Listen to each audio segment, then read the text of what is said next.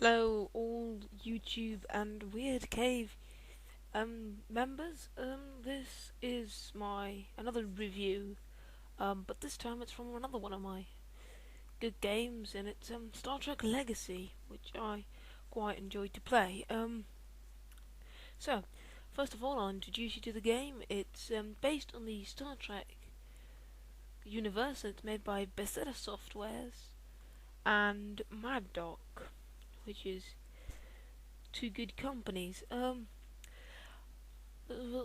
storyline of the game is where I'm going to go to now. The storyline is basically spanning all of the generations from Enterprise to Voyager. Um, it's pretty good, and I quite enjoy it.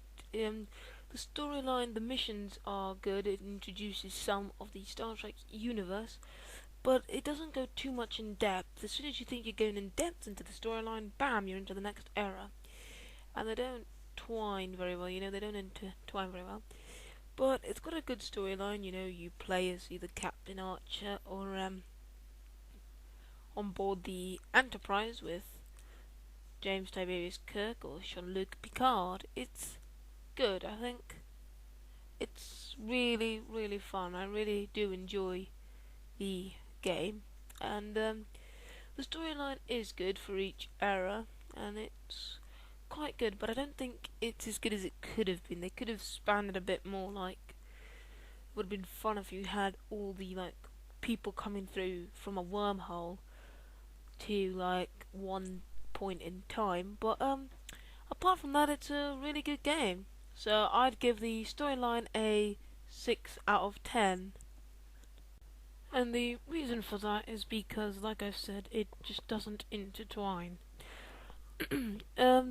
Now I move on to talk about the graphics. Now, this game has got some really stunning graphics, which I say I haven't seen in a game like this in a long time. The graphics of this game are just terrific. I really don't usually play games for graphics. I usually just play them if they've got a good storyline or whatever. But this game really has some very good graphics. I've never played a game before that had them as stunning as this, so well done, Mad Dog. And we've got a video here showing you the graphics. The ships look identical to the ships on the show. It looks completely identical. The graphics are of the nebulas, of the planets. They look perfect. They look just how they should look. So that's why I've decided to give the game a 9 out of 10, which is pretty good. It's a 9 out of 10 because look, the Defiant looks like the Defiant. Borg cubes, everything just looks like it is meant to in the show, and there's not much errors. So yeah, 9 out of 10 because they're just brilliant.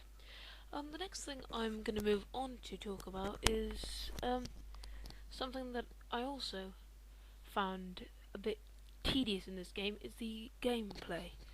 The buttons are all very well. You got your space bar to find an enemy, and as I was saying, you've got the F button to follow them. You've also got the control and the shift key or the alt key to fire weapons. You've also got the tab to see your damage, which is kind of good. But the only thing that I find a little bit stupid in gameplay is when you're firing a torpedo like the one that you just saw, sometimes the torpedo will just dance around the object and not actually hit it. And to me that is a major down point. You've got the locked target, but it still just dances around the object. It's like, no, you're meant to be hitting it. See that one there? Took a little bit of time. It did hit, but it just dances around the object. It doesn't go straight for it. It goes past, back, hits, and then gets hit. But apart from that, it's good gameplay. Another thing, there is one more point that I have with gameplay, and I'm not sure if it's me or if it's the game itself, but I don't think you can just manually go to warp. As I'm showing you here, you've got to put a location and then the ship goes to warp. Say you're in a battle and you want to go to warp to get the hell out of there, maximum warp.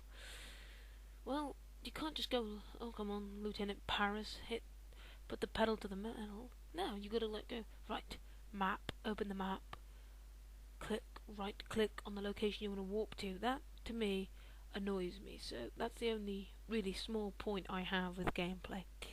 So all in all, gameplay is good. You can get to pick your ships and your fleet in skirmish, which is good. The only thing that's the down point about the skirmish was we were told from Bethesda Softwares that the gameplay would be able to customize the weapons you have. Like you could go, ooh, look, there's an upgrade of phasers. Let's get that upgrade of phasers. Fortunately, that wasn't there, and I would quite enjoy to like tune Voyager, like give it a bit of nitro and all that, you know. But no, you can't, which is a bit annoying. But at least you had the ability to choose your team, which would have been a bit annoying if you couldn't choose the ships. So that increases gameplay a little bit. So I give gameplay a 7 out of 10 for being good controls. Don't know about the Xbox 360, but on the PC there's good controls, and apart from some minor things, I think it's good.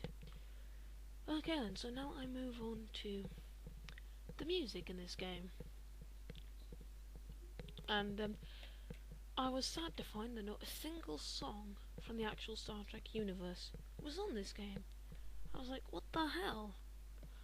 Like, I'm going to go into Borg Cube and all I get is dun dun dun dun dun dun dun dun dun dun dun dun.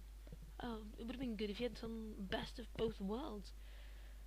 No, but you got dun dun dun dun dun dun dun dun, or dee dee dee dee dee dee dee dee dee. What gives with that song? It annoys me a lot, that song. Sorry if you love it, but I would just have rather had some good old TNG music going on in the background. But no, I got this weird composer. I don't even know if it was the same composers who composed Star Trek music, and if it is, you should feel ashamed. What was that? So that's music, and I give it a poor 3 out of 10 because really, I don't like the music at all. Everyone to their own opinion. So that's music. I then move on to replayability, which is my next point, and I think this game has a lot of replayability. You can like play the skirmish, which is fun, but after a while it just gets boring of having the same old battles. I wouldn't play the campaign twice. It's a one-off thing. You wouldn't want to go, oh, do you want to play the campaign again?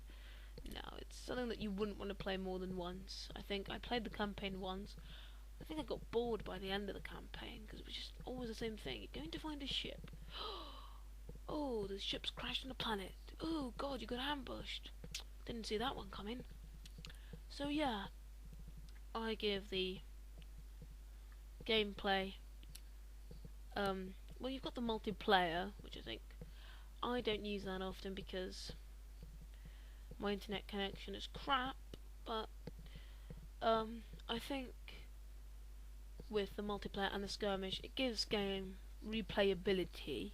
Replayability is 6 out of 10 because I think you get bored with the skirmish and the multiplayer after what, 2 weeks? That's how long I play it, and then I come back to play it like 3 months later. I'm like, oh, let's play a game of Legacy, but it only lasts like a week or two, and then you'll be like, oh, this is boring. So yeah, that's the pros and cons of this game. So let's add up the scores and see what we get for Star Trek Legacy. And so when we add up the scores, we get 6 out of 10, which on our game chart equals a good game. I'd put it as it's a good game, but I wouldn't buy it for more than £10 because you're just going to be disappointed and don't think this is the best game you've played. So 6 out of 10, and if you want more reviews, just log on to www.weirdcave.co.uk for more outstanding reviews.